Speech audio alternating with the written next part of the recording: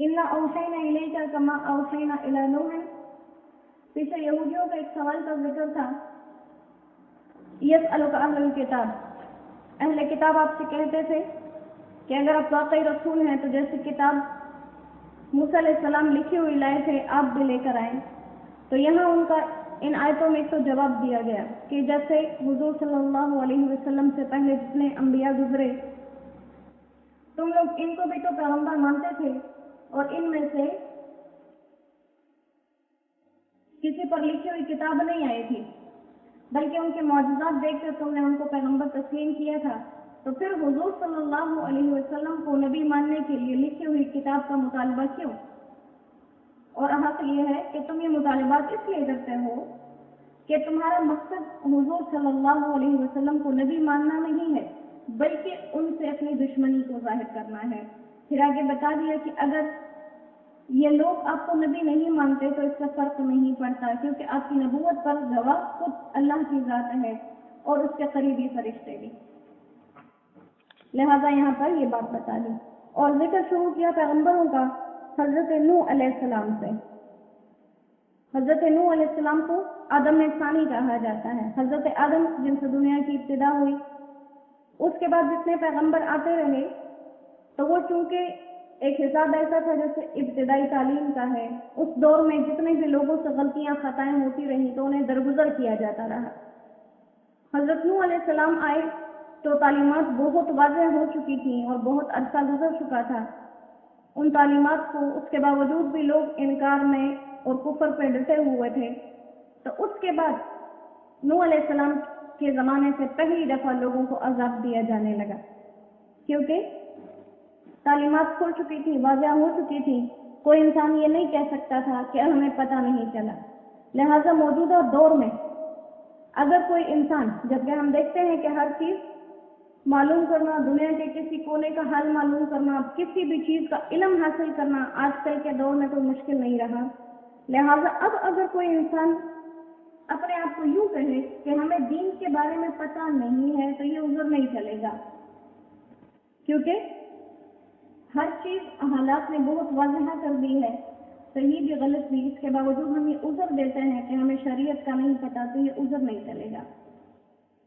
तो हज़रत नूह अलैहिस्सलाम के बाद उनके दौर से पहला अजाब शुरू हुआ। उसके बाद जितने पैगंबर ये जिनका जिक्र किया गया, इनको मुख्तलिफ तरीकों से इनके अजाब दिए जाते रहे और हुजूर सल्लल्लाहु अलैहि वसल्लम को बताया गया कि ये जो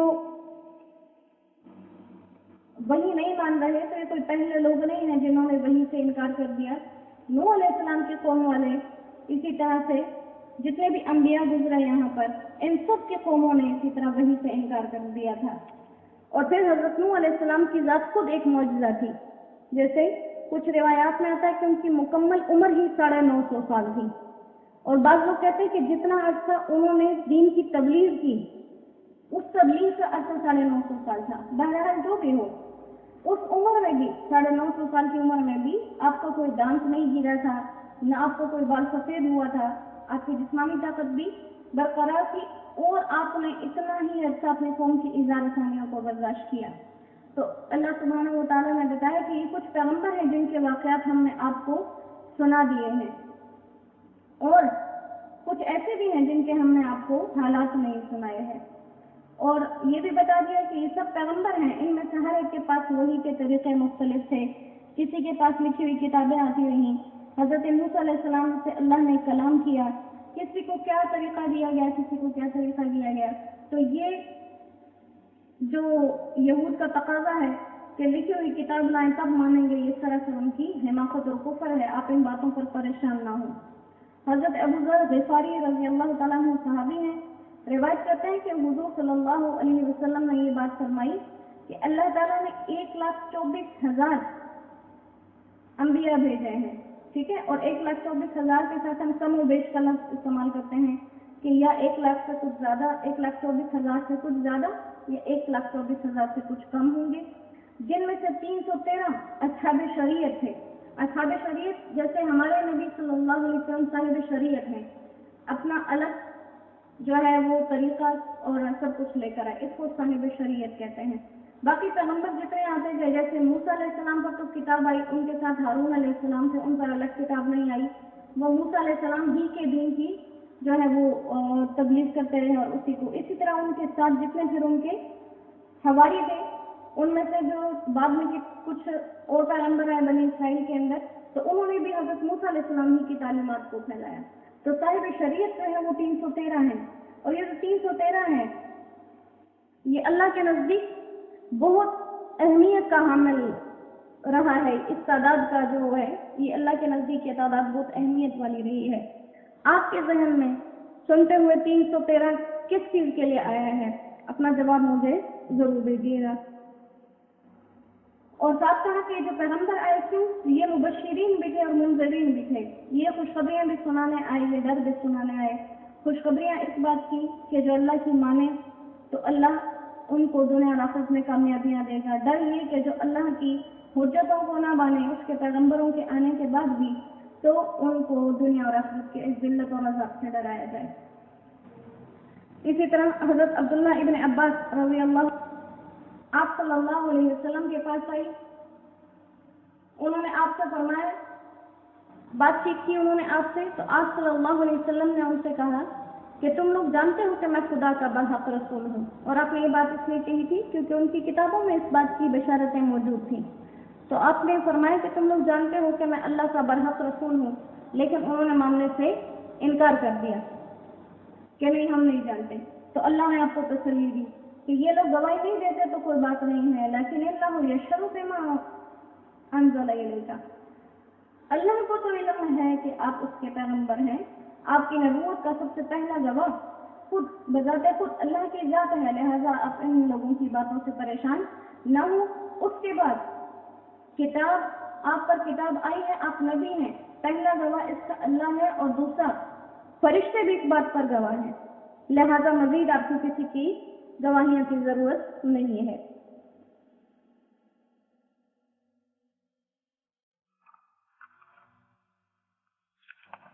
اور فرمایا کہ اگر یہ لوگ اپنے ان کاموں سے باز نہیں آتے رہیں گے، اسی طرح رہیں گے، تو کبھی بھی ان کے دلوں میں ہدایت نہیں آئے گی اور نہ ہی کبھی سیدھے راستے پر چل سکیں گے. ہاں جہنم کے راستے پر چلیں گے، وہ اللہ ان کے لیے آسان کر دیں گے.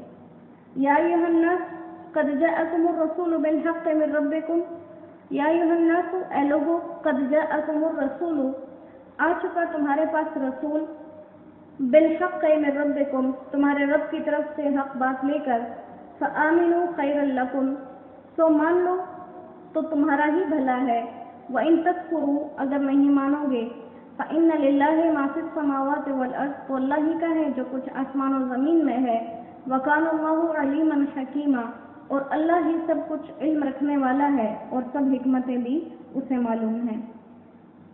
یا اہل الکتاب لا تغلوا فی دینکم، اے کتاب والو اپنے دین میں حد سے نہ بڑھو، غلو نہ کرو، ناجائز بات نہ کہو. ولا تقولوا علی اللہ اور مت کہو اللہ پر، الا الحق مگر حق بات ہی.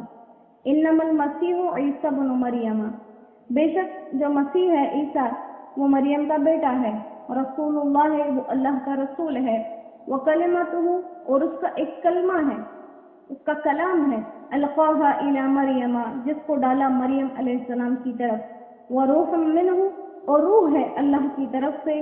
فآمنوا باللہ ورسلہ تو مانو اللہ کی بات اور اس کے رسولوں کی. ولا تقولوا ثلاثہ اور ایسے نہ کہو کہ خدا تین ہیں. انتہوا اس بات سے باز آ جاؤ، خیر لکم یہ تمہارے لیے بہتر ہے. انما اللہ الہ واحد بے شک اللہ تو اکیلا ہی معبود ہے. سبحانہ وہ پاک ہے ان چیزوں سے، ان یکون لہ ولد کہ اس کی اولاد ہو. لہ ما فی السماوات و ما فی الارض اسی کا ہے جو کچھ آسمان و زمین میں ہے. وکفی باللہ وکیلا اللہ کافی ہے کارساز، اکیلا ہے، اسے ان کاموں کے لیے کسی کی مدد کی ضرورت نہیں ہے. تو یہاں پر دوبارہ اہل کتاب کی ہی باتوں کی طرف لوٹا جا رہا ہے کہ اہل کتاب کے جو بد عقائد تھے اور بد نظریات تھے ان کی طرف یہاں پر اشارہ کیا گیا کہ اپنے ان عقائد سے، اپنی ان باتوں سے باز آ جاؤ، یہ تمہارے لیے بہت زیادہ بہتر ہوگا۔ اور اگر ان چیزوں سے باز نہیں آؤ گے تو نقصان اللہ کی ذات کا نہیں ہے، نقصان سراسر تمہارا اپنا ہے۔